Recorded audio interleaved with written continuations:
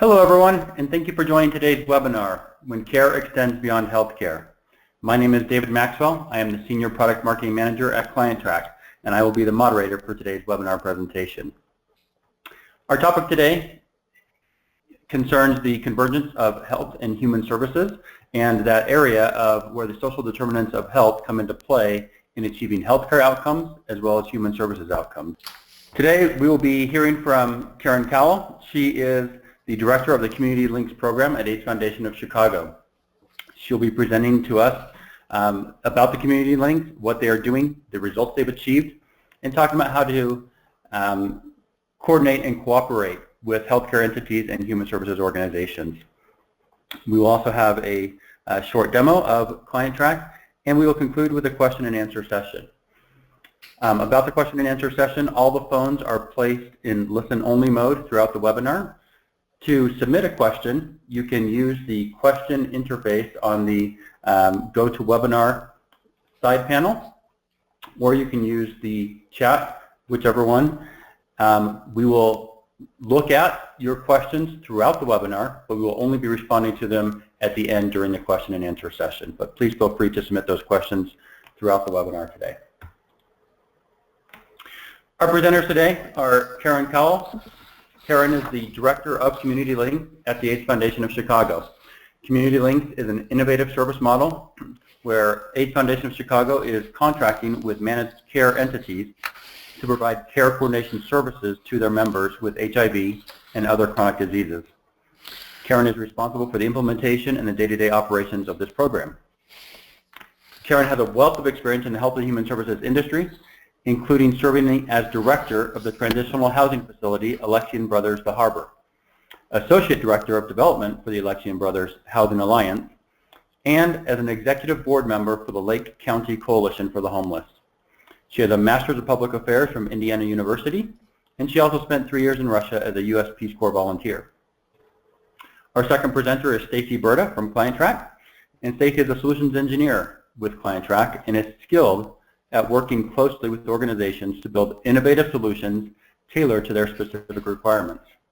Stacy has worked closely with AIDS Foundation of Chicago as well as our other clients, and she has been instrumental in helping solve complex business needs. So just to preview the topic of the webinar, health and human services are starting to combine to achieve better outcomes. Traditionally, healthcare has focused solely on the clinical aspects of a patient, and human services focused on all the human service and social service needs outside of healthcare, and they kind of worked in their separate spheres. Well, now things are changing.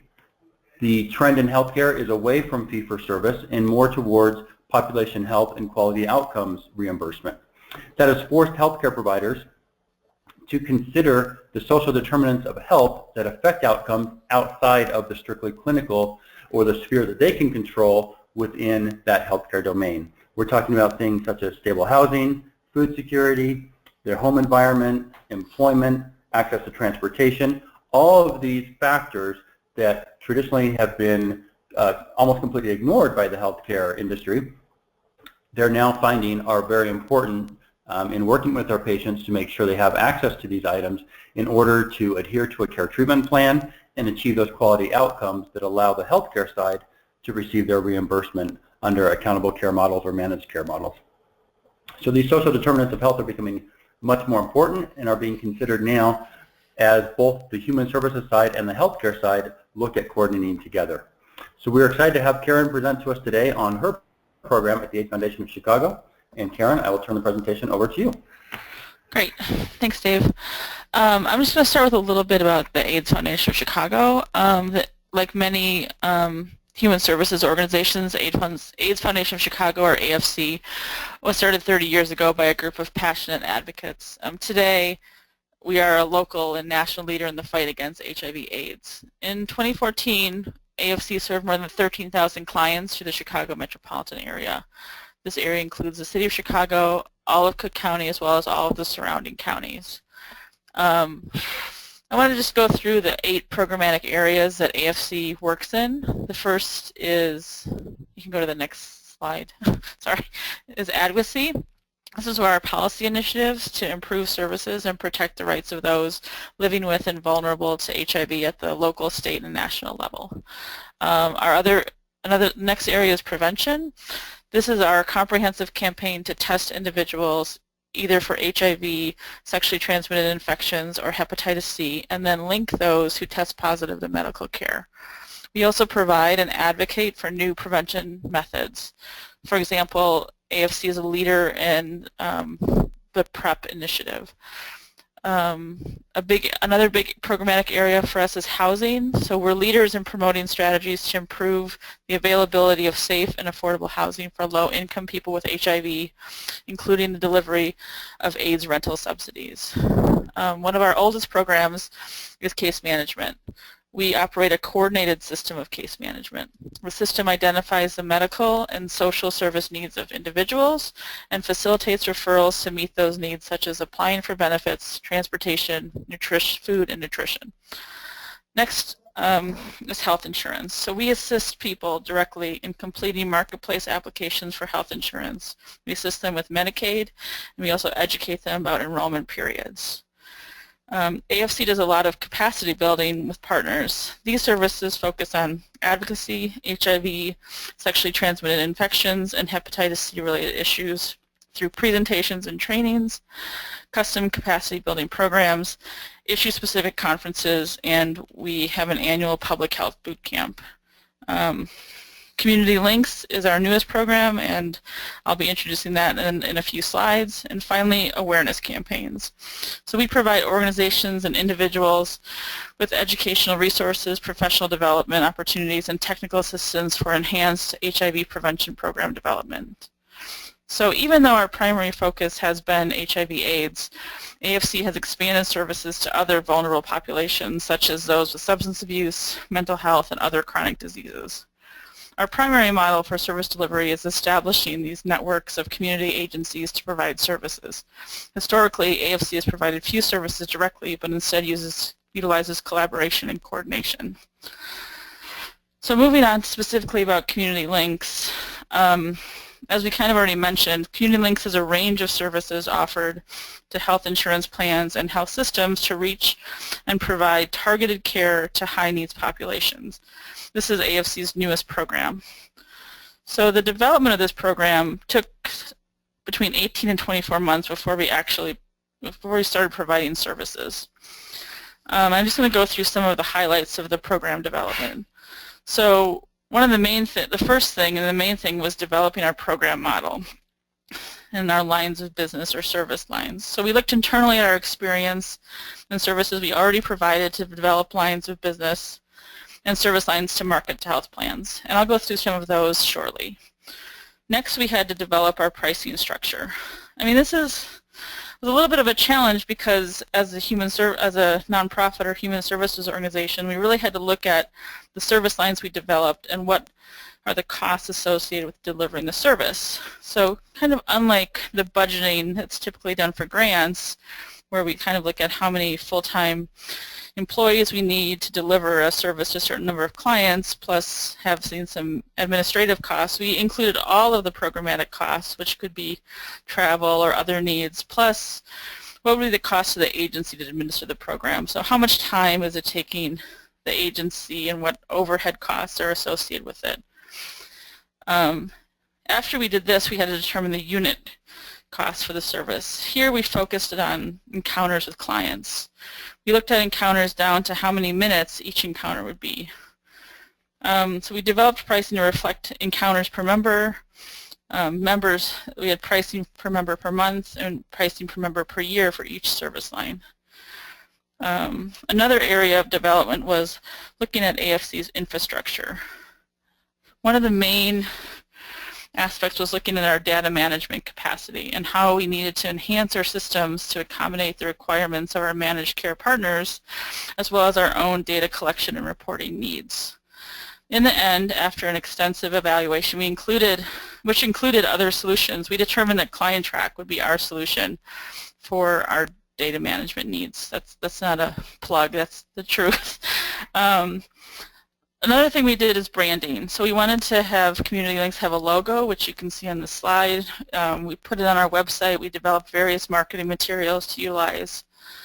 One of the most important parts of the program development were meetings. We had many meetings with both managed care entities and partners. For managed care entities, the meetings consisted of presenting and introducing them to AFC, since we weren't a previous partner, and introducing them to the CommunityLinks program. Often we had program development discussions with them and contracting discussions. With our partners, we presented CommunityLinks. We talked about why we wanted to partner with them on this new endeavor, why they should consider partnering with us. And I think it's important to know we didn't just present to all of our current partners. We actually were pretty strategic on choosing who we wanted to talk to and developed a criteria. Another highlight of program development was hiring me to implement and operationalize the service lines that we developed. And then, of course, important is negotiating and executing contracts. This is a long process, probably longer than we had initially anticipated, but it's worth the time in going through it, of course. So we are doing direct contracting. We aren't billing Medicaid, and we're considered a vendor of the insurance plan. So we first started delivering services in March of this year. We had several goals during the process of developing the program and for the CommunityLinks program overall. So adaptability, sustainability, and growth. I mean, AFC saw early on that the healthcare landscape was changing, and we wanted to adapt to this new healthcare environment. We wanted to be more sustainable by serving more clients and diversifying our funding, which would allow us to continue to grow. So another goal was continuity. Because of the Affordable Care Act, some of the clients who were previously uninsured that we served were now able to obtain health insurance. By partnering with healthcare organizations, we could continue to serve the clients we had been before. Another goal was expansion. We wanted to apply our experience and expertise to serve more people. Because AFC had historically served a population that was low income or uninsured or both, we knew that there were additional clients, especially HIV positive clients that we had not been able to serve, and that partnering with managed care entities would expand the number of people we could serve. Currently, our contracts are for the Medicaid population, but we will eventually expand to serve other populations. And finally, diversifying our funding sources. Like any nonprofit, we are always looking to diversify our funding. Direct contracting with managed care entities allows us to do this.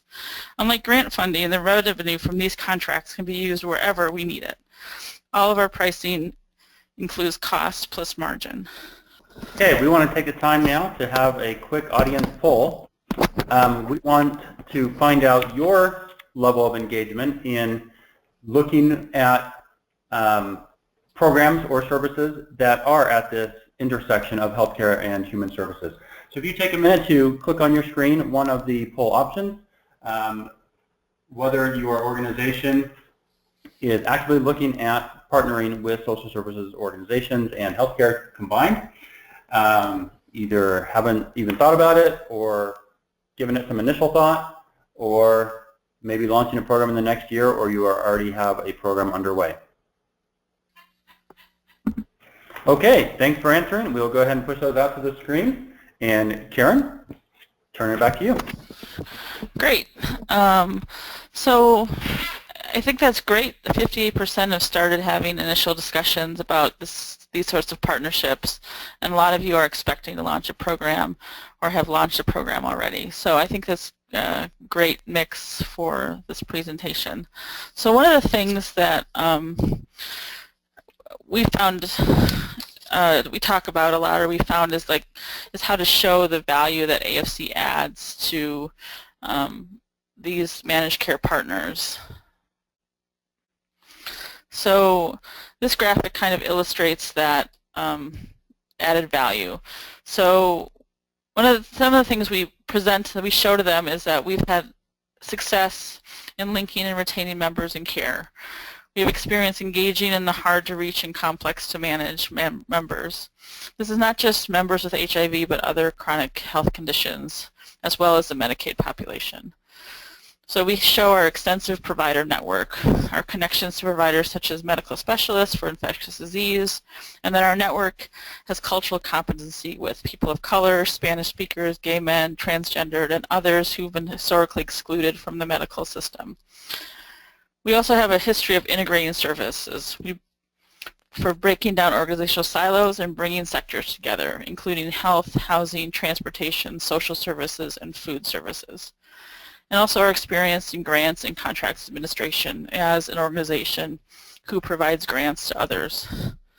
So what are the services, some of the service lines that we are offering to managed care entities? So the first one is housing stabilization.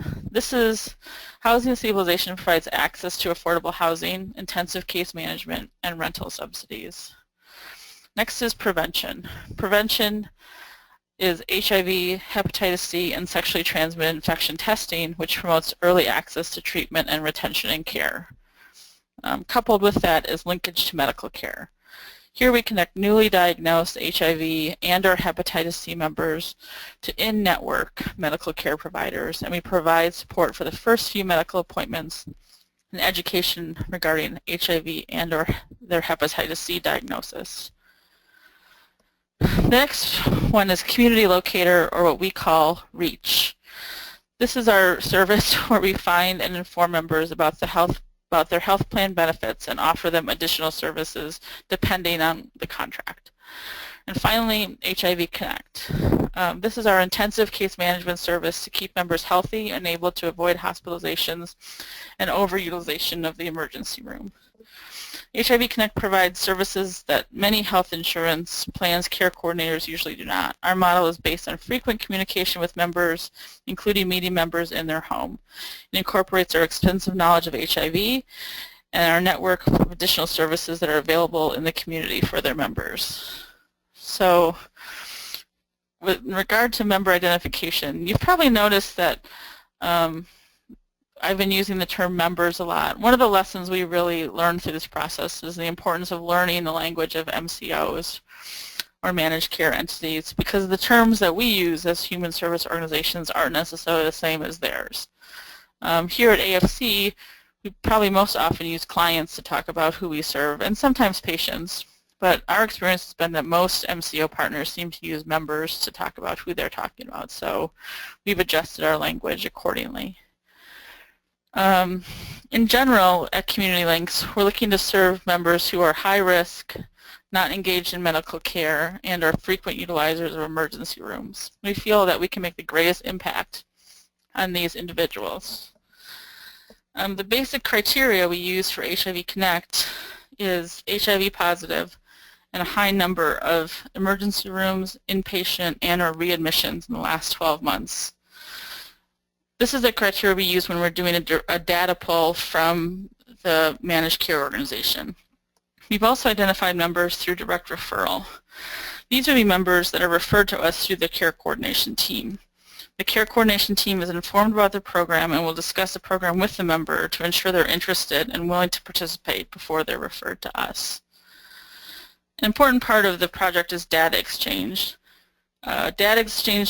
The data is shared through the import and export of information from spreadsheets mostly. We receive data from the MCO each month. This is basic demographic information and contact information for the members, their assigned primary care provider, and also medical, behavioral health, and pharmacy claims. For one contract, we receive 83 members per month, so we're working on an import function that checks the data and enters it into ClientTrack to avoid duplication. We're also working on a separate database for claims data that we receive to be accessed off of the client's record in ClientTrack. AFC did a lot of build out in ClientTrack to accommodate the data points that our managed care partners were looking for, as well as the ones we wanted to utilize to measure our own performance and our assumptions for the programs. We have this on top of the basic functionality that is in ClientTrack to track encounters, services, case notes, I mean, we track encounters to the minute, where some other programs probably track by hour or partial hour. We added assessments as well, especially ones to determine level of care or acuity for members. This was another learning point about MCOs. They understand and are comfortable placing members in different bands based on risk or utilization or other factors. So we incorporated 3 levels of care into our HIV Connect service line. The level of care assessment needed to be custom because we needed to combine information we received through our MCO health risk assessment with our own specific HIV assessment. We also made enhancements to the service plan to display lab results and medical visits for our own performance measures. We also developed custom reporting to use with the MCOs. These are sent monthly to them, and they include the data points that they're most interested in. In regard to member outreach, this is the community locator or reach service that I just mentioned. We've discovered that almost all of the members need to be located. This is in part because we're working with high utilizers, and these members are often transient and therefore difficult to locate. Often the information we receive from the MCO isn't the most current contact information, so we utilize a mixture of phone and face-to-face attempts as well as research to try and locate members. When possible, we utilize claims information to try and locate the member. So seeing where they go to get their prescriptions filled, if they're visiting a primary care provider, and things like that. This could be claims information we receive from the MCO or the MCO searching their own claims data for us. So CommunityLinks services are designed to achieve the triple aim: better health results, improved population health, and greater access to care. Our program is based on our belief that high-quality, cost-effective care can be achieved by tailoring health insurance plan benefits to specific population needs. AFC and our managed care partners want the same results. First is better patient care. We are providing a higher level of care than the care coordination offered by the MCO. Members receive more intensive services through direct and mostly in-home contact with their HIV Connect specialist. They assist members in accessing not only HIV-specific care, but also the benefits they're entitled to through their insurance plan. We also assist them in accessing other services as well, such as housing, food, sometimes legal services. We work towards not only improving their overall health, but educating them on how their insurance works, what benefits they're entitled to, and how to access these benefits. From ASC's perspective, linking and retaining HIV-positive members in care is essential to improved population health. We know that HIV-positive individuals who are engaged in care and consistently take HIV medication can eventually achieve an undetectable viral load. When an individual has an undetectable viral load, then the risk of them transmitting HIV to someone else is low. By being engaged in care, members will be healthier, but also they will appropriately access medical care. Instead of going to the emergency room whenever they're sick, they will go to see their primary care provider. This reduces costs for the health insurance company. So moving on to recommendations. I think we've already touched on some of these. So first, like we've discussed, is learning the language.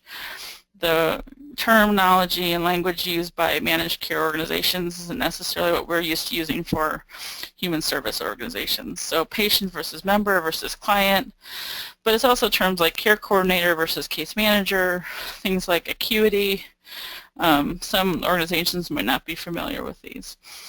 Like any relationship, you want to know who you're working with. As we mentioned before, the healthcare and insurance environments are different than human services.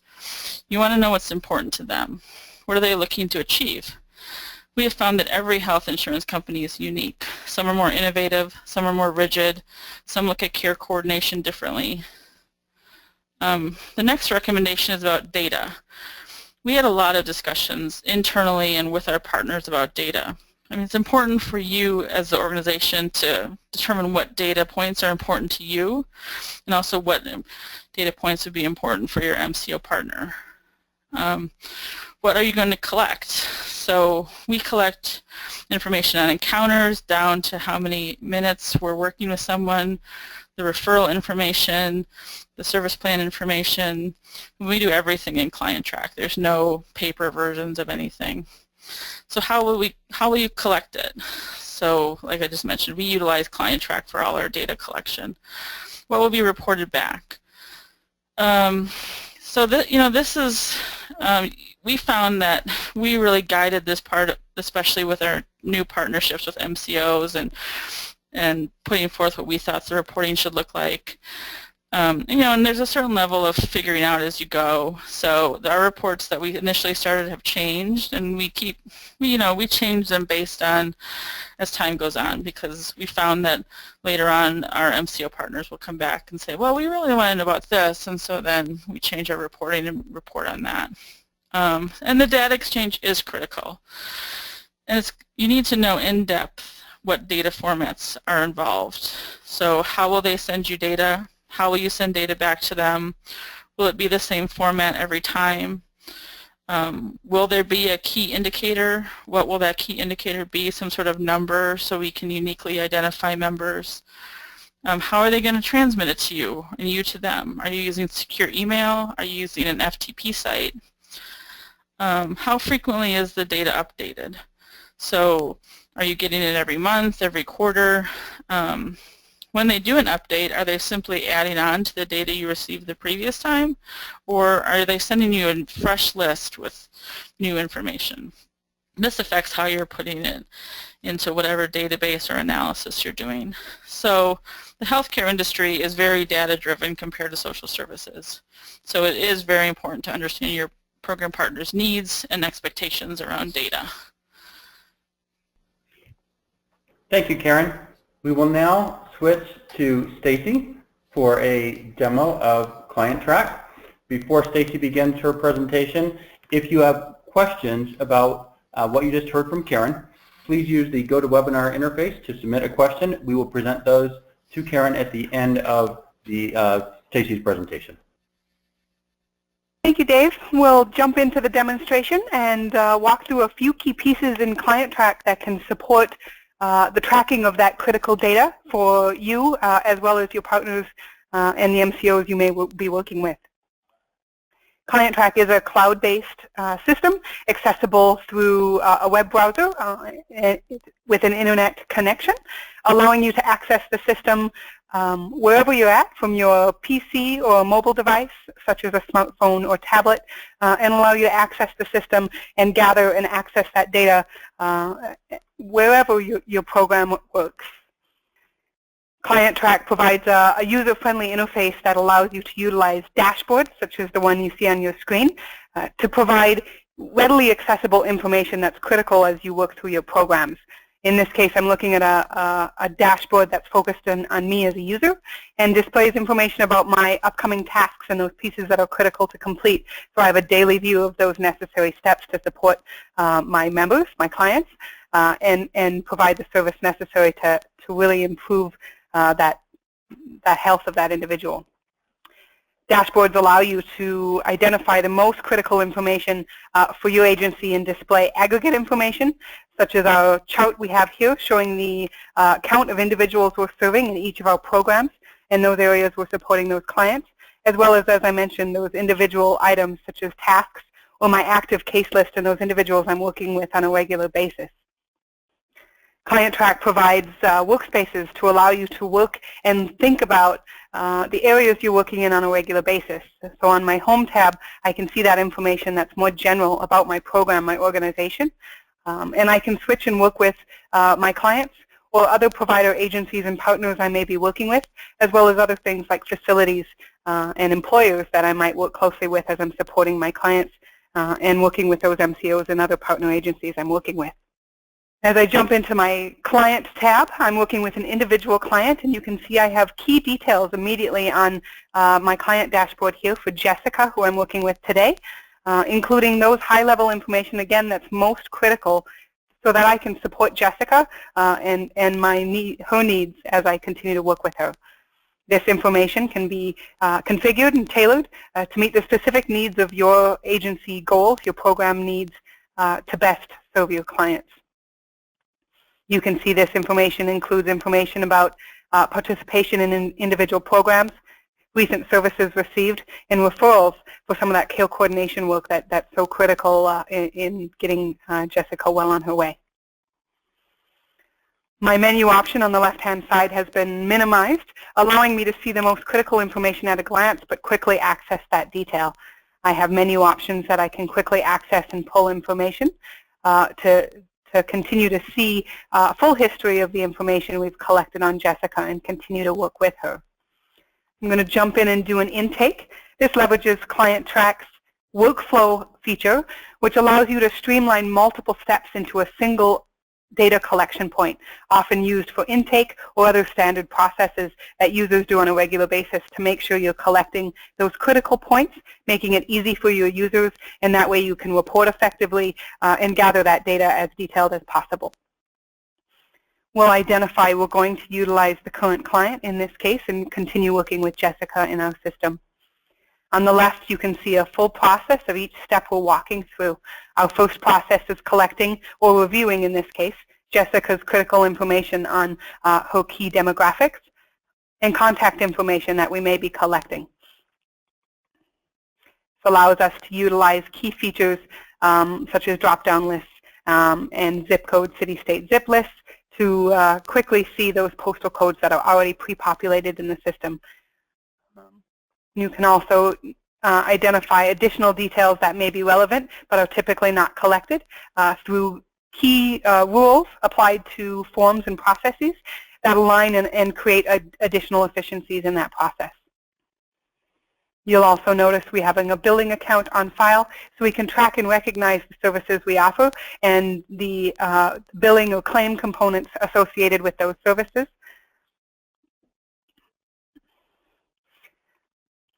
We're identifying lots of information about Jessica, including some key security measures that ClientTrack has in place to allow you internally to identify how and who can access that information, and that can assist in reporting and sharing that data and integrating with your MCO and other partner agencies as well.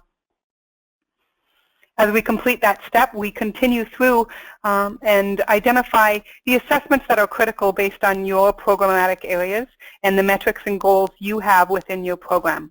In this case, our initial assessment walks us through some intake information that are clinically based. We can identify the individual who's collecting that information, as well as document narrative details about the presenting problems, legal history that Jessica is presenting with, and identify additional information. Is she currently under a doctor's care? If so, identifying those details so that we can quickly see the information that's most critical to collect and identify those key components to best serve and meet Jessica's needs.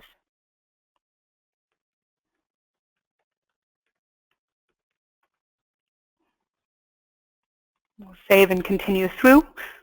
Of course, critical components are tracking those insurance details and identifying the medical insurance included for Jessica.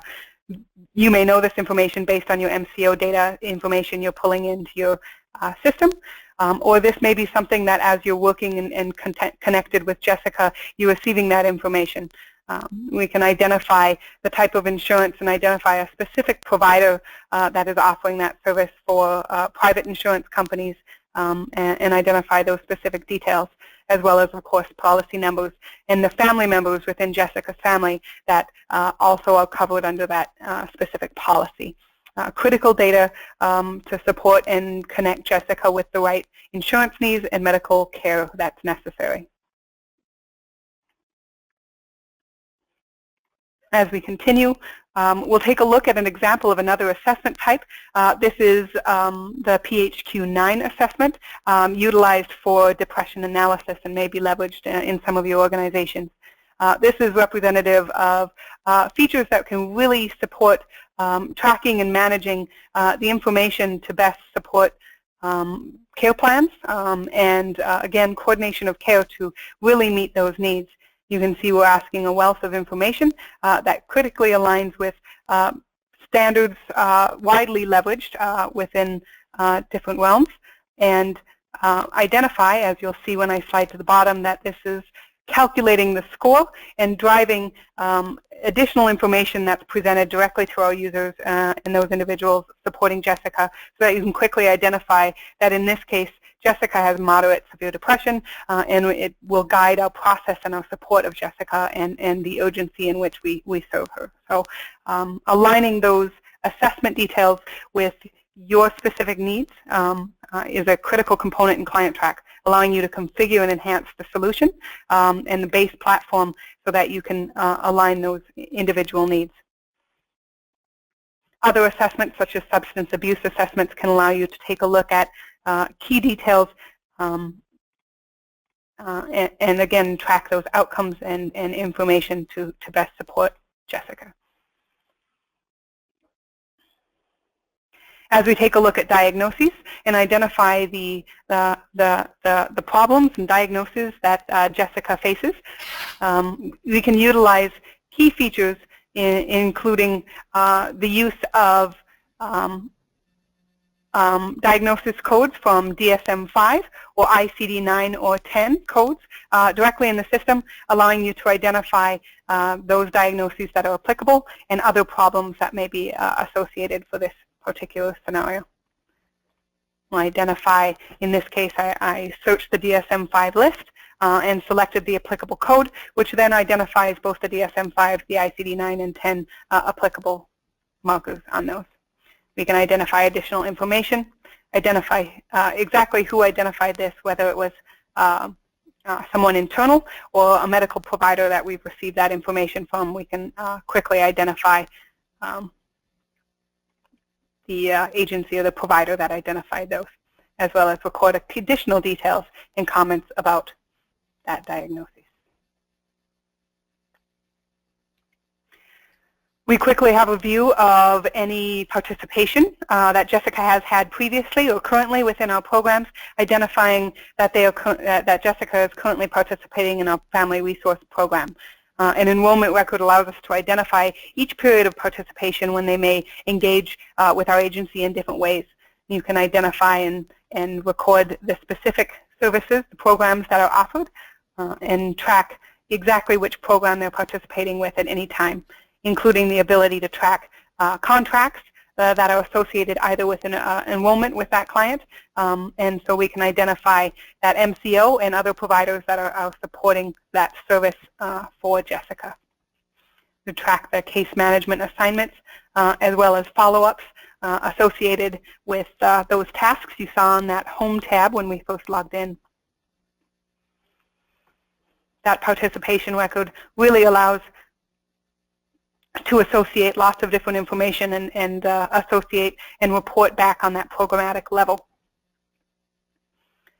Our next step allows us to take a look at some referral capabilities and allow us to look at the use of Client Track's eligibility engine to really utilize the data you're collecting to very quickly identify those best connection points. And this could be internal within our agency and programs we offer, or external program and services that the client may need, and you can see very quickly based on the information collected if they are a good fit for a certain type of referral and connecting to that agency.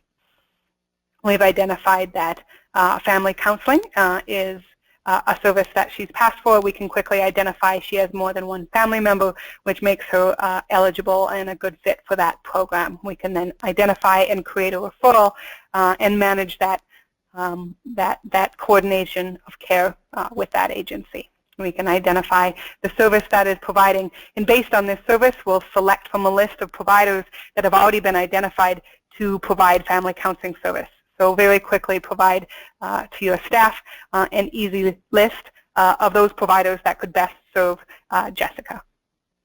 I will take a look back at the spectrum here. You can identify and track the status of those referrals and manage those referrals, as well as identify specific needs or barriers you may have identified through the assessment process to best identify which need or barrier this connection is going to support. You can also utilize vouchers to send a voucher identifying the referral or an email directly to the provider's email address on file. additional functionality for those referrals allows you to track appointments and the results of those appointments with those partner agencies that you work with closely. And that is something you can always come back to your referrals and update as you get additional information. Once the referral is made, you can come back and continue to review other referrals that are applicable for Jessica and connect to additional resources. In addition, of course, tracking those key encounter details, as Karen mentioned, a key component of identification of each session and encounter you have with those individuals for reporting purposes, and of course to match that service support. In this case, it is looking again at exact times as they do at AFC and being able to track the exact begin and end time and calculating the total minutes or hours associated with that encounter. You can also identify, if you track the appointment and eligibility components, you may identify that you linking this to a specific appointment that you've scheduled and have on file, so that feature is available as well. We can identify the specific date of assessment and the entry date, as well as the purpose. So in this case, we may be doing the intake session with Jessica and have key details about that. You can identify the specific location based on the locations you have available, as well as mentioned, linking that back to that program participation record so that you can report on that programmatic level. You can associate the diagnoses and identify the primary diagnosis associated with this encounter. You can also record those critical case notes associated with that encounter. Case notes allow you to utilize formatting so that you can quickly format that in a clean, easy way for reading, and utilize templates so that you quickly pull up and identify the format so similar case notes are recorded. So every time you have an intake session, you record those in the same way. In addition, tracking the billable services and services that are provided are added directly into the encounter, allowing you to identify who's billing this out, who's the rendering provider, who is offering this service, and identifying the specific date of the service, as well as specifically which services are offered. Again, you can identify multiple services offered during a current session, how that is being measured. Sometimes that may reflect and leverage the begin and end times that you've recorded above, or you may be able to identify a specific standard value for each unit that is associated. And that can, of course, reflect those contracts we talked about earlier that may be associated with the client.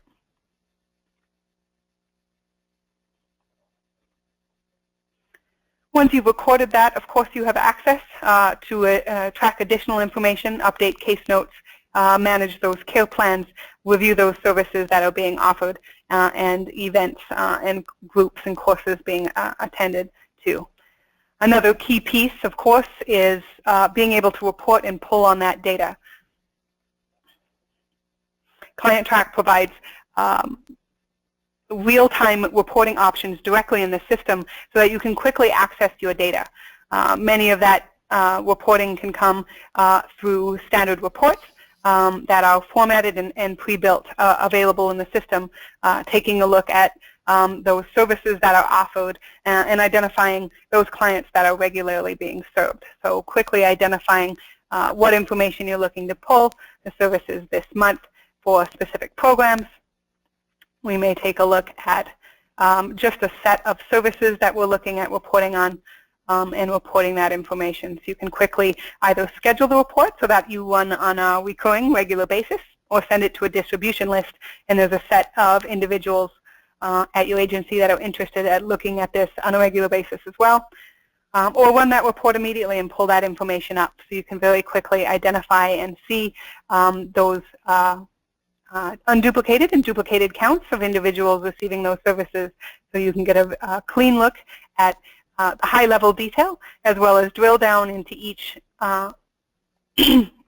service category and identify the individuals that are receiving those services. Reports such as this can be leveraged for program participation services, and of course be aligned with your specific reporting needs. Client Track also provides Data Explorer, which is an ad hoc reporting tool that allows you to pull and access the data you collect that's most critical and identify those specific needs you have today to pull that information. We'll take a look at an example. Today, we'll create a new question and maybe take a look at some diagnosis information related to the services received. As you can see, you can identify who has access, so you can save these, access them in the future, and allow other colleagues to access and pull the similar reports. Data Explorer provides access to groups of data. As we identify what data we're looking at, we may say we're looking for service-specific data, and we want to identify those clients who are receiving services. So I want to pull in some specific details. You can see each field I have access to pull in, and I can click, and it'll quickly allow me to pull and access that information. We can also identify additional related information that we want to take a look at. In this case, I want to pull in some client details to quickly identify the age of the clients who are being served. Maybe I want to see their full name, their gender, and maybe their race. We'll take a look at that information. Again, related information and being able to identify those additional concepts and information we're collecting about that client. So we'll take a look at diagnoses, as mentioned when I jumped in here. We want to take a look at the diagnosis that's being recorded and is actively associated with that service, the severity and the type of diagnosis here. You can see exactly what information I'm going to pull. I can utilize summarizations and sort orders to identify if I want to do counts, distinct counts, some averages, and really identify how I'm pulling this data in the system. For now, I'm going to go ahead and leave this as is.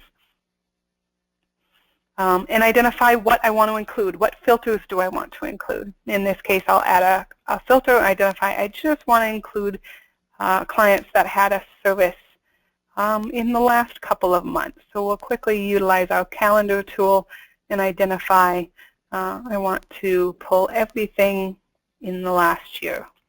You can add additional filters and identify specific details that you wish to include. So in this case, I want to identify anything that has a diagnosis on file. I may offer services in which it's not an encounter where I'm identifying the specific diagnosis. So I want to make sure we have associated diagnosis data. Once I click Show Me, it'll bring up my results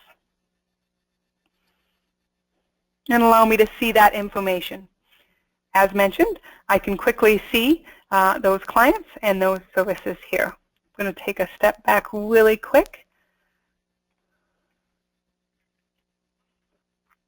so that I can access some data that has some applicable information to pull for today's demo.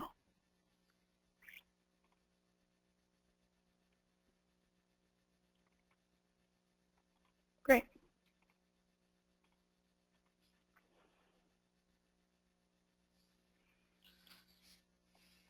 Thank you for bearing with me. As I pulled up that information, you can now see those individuals that have a specific diagnosis. Though I didn't highlight it in the workflow, you may also have symptoms and complaints that are associated with those aspects, and you can see some of these have symptoms and no diagnosis identified. I can now identify and visualize this information, as well as export it to Excel and utilize this data in other ways. I'll quickly identify, I want to identify a count of clients based on the diagnosis recorded for those clients who've received services. It'll quickly get me a count, and I can identify and change my chart type. I'm going to change that to a pie chart and quickly be able to see the percentage of each diagnosis associated.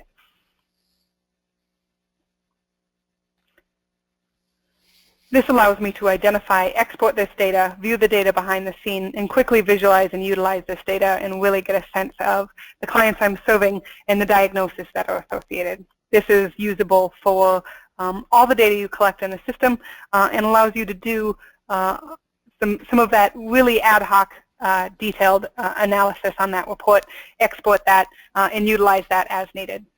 Additionally, that information can be utilized through other integration methods for those partners you work with, including web services through APIs, CSV exports, XML exports, that sort of thing. So it gives you access to your data to share and use broadly. I appreciate your time today taking a look at ClientTrack, and hope you'll reach out and let us know if you're interested in learning more. Great. Thank you, Stacy, and thank you, Karen. We will now open up for questions. To submit a question, use your GoToWebinar interface.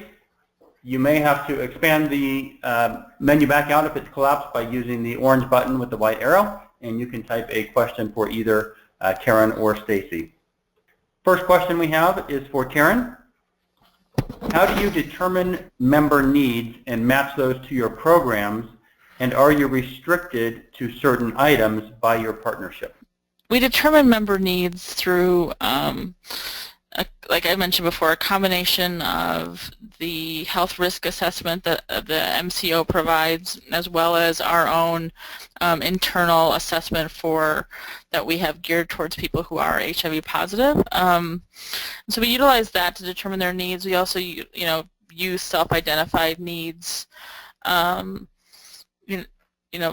Kind of the standard case management protocols regarding that. And that's how we develop the care plan. There is some restriction in offering items because in our current contracts, all of our members are Medicaid eligible.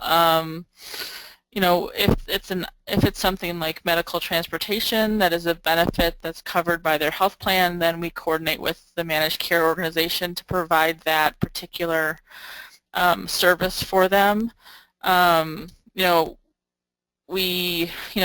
AFC has a network that provides medical case management, so we don't use any of our outside partners to provide that medical case management because that's a restriction because it's a benefit provided by Medicaid. But other things outside of there, such as legal services or housing or food, as long as they meet the eligibility of the partnering program, then we offer those items to them. I hope that answers your question. Great, thank you. Next question. This is a product question, so I'll direct it to Stacy. Can billing be accessed by someone other than the person who recorded the case note? This would alleviate frontline team members from having to enter billable time and services. Yes. ClientTrack can leverage kind of different role-based access levels and identify which individuals on your team should have access to those billing services and those billing components. So that can be leveraged so that those case managers, those individuals providing those services can access and record some of that information, as well as an administrative or financial person or a program manager, and that can all be aligned with your specific needs and identify which user groups in your agency should have access to that information. Great, thanks, Stacy. We had a pricing question. I will say just in general that ClientTrack pricing is on a per user license basis. It's a cloud-based software application. If you want specifics on pricing, please contact us and we will connect you with a sales representative and they can give you a more specific pricing quote for your needs. But in general, it's a per user license. Okay, next question for Stacy. How does an organization using ClientTrack manage and update the resources that they are referring members to? That's a great question. ClientTrack does leverage provider features within the system, which allows you to go in through the interface you saw that I demoed shortly ago, and on the provider agencies section that I showed really briefly at the beginning, you are able to go in and add and edit those provider information directly in that portion. So it is managed in-house, allows you to enter each of those providers, identify what services they specifically offer, and additional components related to that provider agency.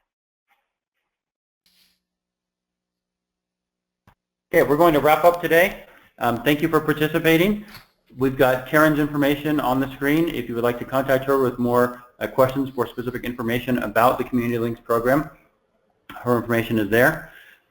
We will be posting the slides and the recording of this webinar tomorrow on our website, and we will notify you when those are available. If you have coworkers, colleagues who are not able to attend today, those resources will be available to them tomorrow. Thank you for joining our webinar today, and please join us for future webinars, and we will notify you as those are available. Thanks.